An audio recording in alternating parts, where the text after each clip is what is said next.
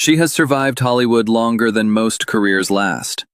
She has weathered tabloid storms that would have destroyed lesser people, and emerged each time with her dignity intact. Nicole Kidman, at 58 years old, has seen it all. But on this particular morning at The View, just days after her triumphant return to the Oscars, Joy Behar decided that all of it needed to be questioned. The divorce from Keith Urban, the estrangement from her older children, the controversial erotic thriller that had critics and audiences divided, the face that looked different every time she appeared in public. Joy came armed with every weapon the tabloids had ever handed her, ready to tear down one of cinema's most accomplished actresses. What she didn't expect was that the woman sitting across from her had spent 40 years learning exactly how to handle people who confused cruelty for journalism. Subscribe and drop a comment below, because what you're about to witness is the moment Nicole Kidman reminded everyone why she's still standing after all these years. The View studio felt charged with anticipation when Nicole Kidman walked onto the set. At 58 years old, she moved with the elegant grace that had made her a star 4 decades ago. Her strawberry blonde hair fell in soft waves around her face. Everything about her presence said, "This is a woman who has earned her place." It was her first appearance at the Academy Awards since 2023, her first major red carpet since filing for divorce from Keith Urban in September. The internet had analyzed every moment, every expression, every interaction with her Moulin Rouge co-star Ewan McGregor on stage. Some called it flirtatious. Others saw a woman simply doing her job with professionalism. Her career was in full bloom despite the personal turmoil. Scarpetta had just premiered on Prime Video. Practical Magic 2 with Sandra Bullock was coming in the fall. Lioness was shooting its 3rd season. She had been named co-chair of the Met Gala alongside Beyoncé. At an age when most actresses struggled to find meaningful roles, Nicole Kidman was working more than ever. Whoopi Goldberg embraced her warmly. Sarah Haynes looked genuinely thrilled. The audience gave her a standing ovation that lasted nearly a minute. Even Joy Behar smiled, though her eyes held that familiar, calculating gleam that regular viewers had learned to recognize. "Nicole Kidman, welcome back to The View," Whoopi announced as the applause faded. "You look absolutely stunning, and we are so happy to have you here." "Thank you, Whoopi. It's wonderful to be here. This show always feels like coming home to family." "Let's talk about Scarpetta," Sarah jumped in warmly. "You're playing one of the most iconic characters in crime fiction. Patricia Cornwell's books have sold millions of copies. How did you prepare for that role?"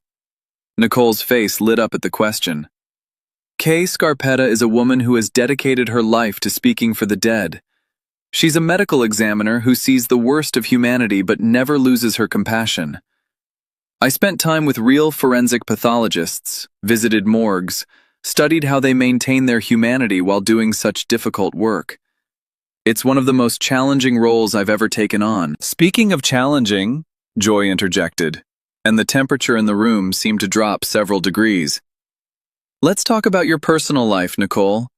You just went through a very public divorce from Keith Urban after 19 years.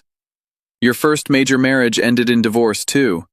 That's 2 high-profile relationships that didn't work out.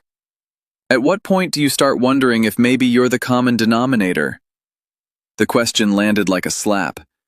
Sarah's eyes widened. Whoopi's expression hardened. But Nicole's composure remained remarkably steady, though those who knew her might have noticed a slight tightening around her eyes. "That's quite an opening, Joy. I appreciate the directness. I'm just asking what people at home are thinking. Are they?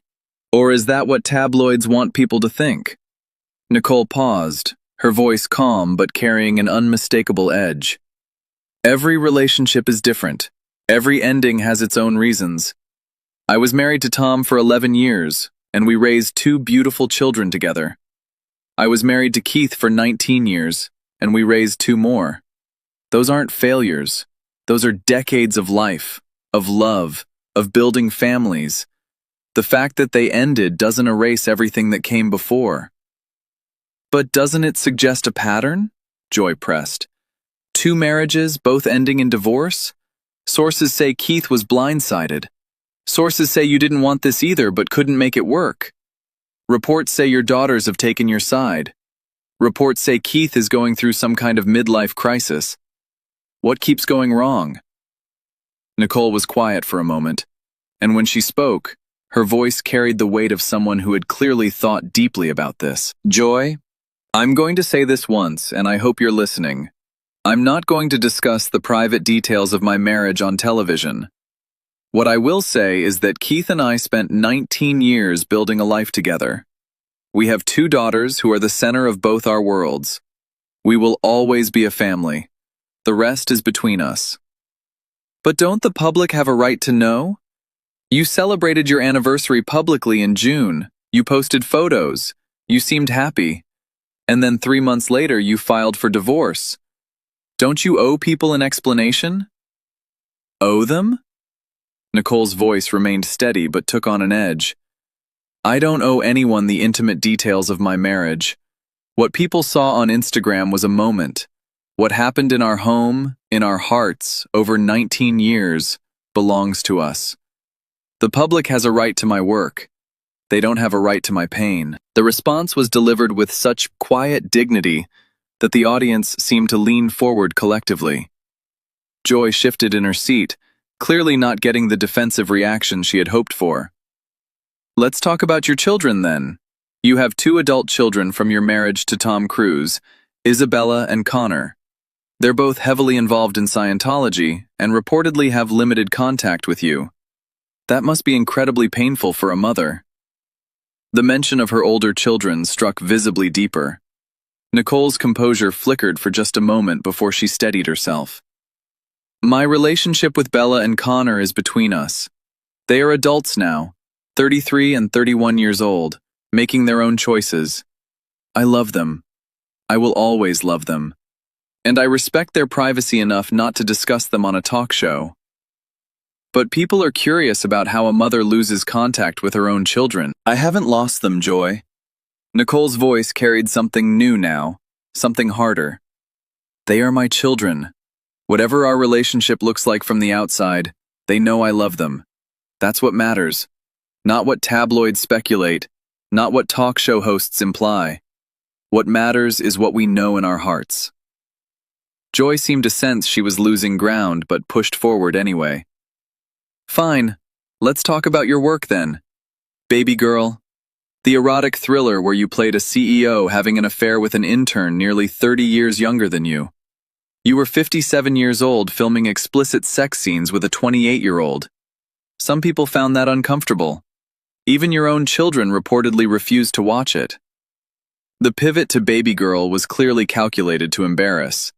Nicole's expression shifted to something that looked almost amused. Are you asking me if I regret making a film that explored female sexuality and desire from a woman's perspective?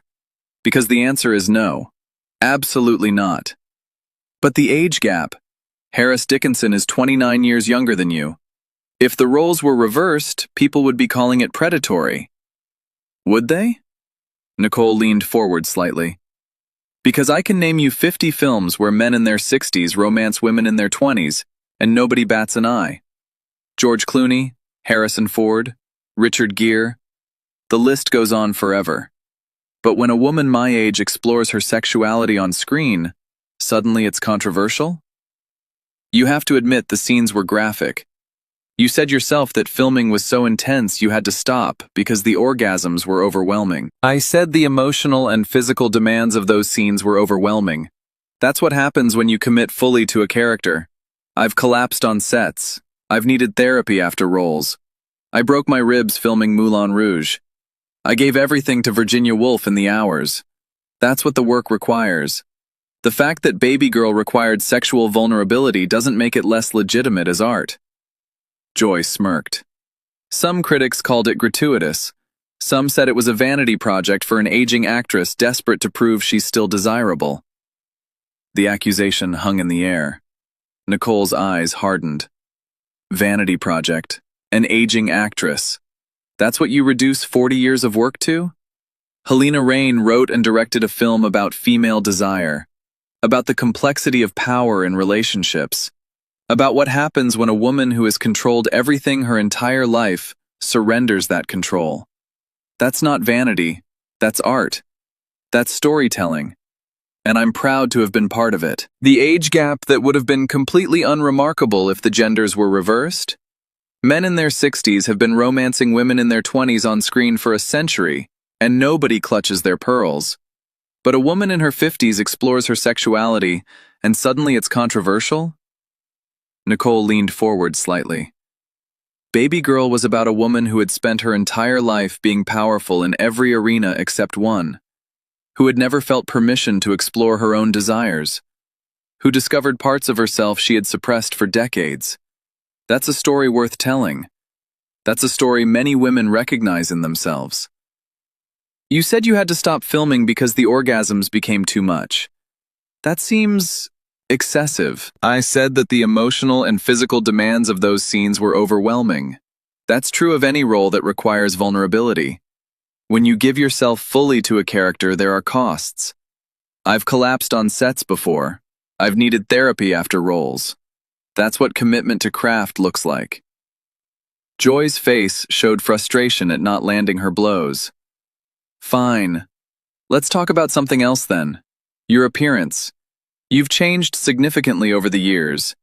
There's constant speculation about what procedures you've had done. Your face at the Oscars this year looked different from even a few years ago.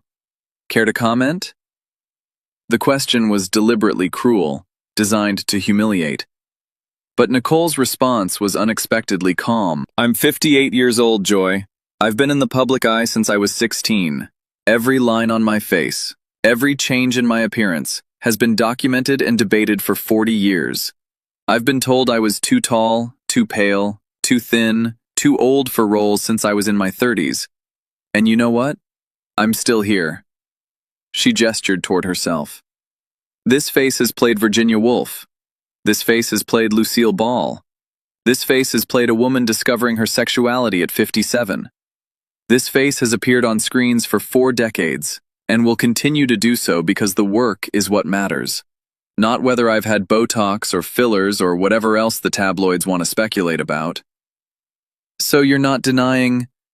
I'm not confirming or denying anything, because it's none of your business. My face is my instrument.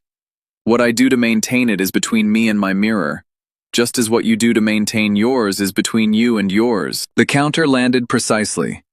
Joy's face flushed, and for the first time in the interview, she seemed genuinely rattled. I'm just asking questions that viewers want answered. No, you're not. You're asking questions designed to humiliate. You've brought up my divorces, my children, my body, my face. You haven't asked me about my production company. You haven't asked about the female directors I've championed throughout my career. You haven't asked about the work that actually matters to me. Nicole's voice rose slightly but remained controlled. Let me tell you something about survival in this industry, Joy. I've been doing this since 1983. I've seen actresses come and go, careers rise and fall, women my age pushed aside for younger models. And I'm still here. Not because I've been lucky, not because I've had an easy path, because I've worked harder than almost anyone, made choices that scared me, and refused to let people like you define my worth. People like me? People who confuse gossip for journalism. People who think asking about a woman's face is more interesting than asking about her work. People who would rather tear someone down than celebrate what they've built. The studio was completely silent now. Nicole straightened in her chair, her presence somehow larger than it had been moments before. You want to know why both my marriages ended? Life is complicated. People change. Love isn't always enough to keep two people together, no matter how much they want it to be. That's not failure. That's being human. Her voice softened but carried more power. You want to know about my children with Tom?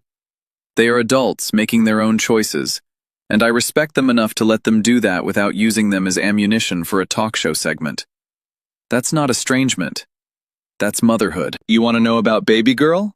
I took a role that terrified me, that pushed me further than I'd ever been pushed. Because that's what artists do. We grow. We risk. We refuse to be confined by what people expect of us at any age. She stood up, and the movement seemed to signal something final. You want to know about my face? This face has laughed and cried and aged in front of the entire world. It has been analyzed and criticized and debated for 4 decades. And I am done apologizing for what time and life have done to it. I am done explaining my existence to people who have never created anything except controversy. Joy tried to respond, but Nicole held up a hand. I came here today to talk about my work, about Scarpetta, about Practical Magic 2, about the incredible opportunities I still have at 58 years old. Instead, I got an interrogation about my personal life, my body, and my face. That says more about this show than it does about me. She began removing her microphone, her movements deliberate and controlled. I've survived things that would have broken most people. 2 divorces, public humiliation, the tabloid circus that has followed me for decades.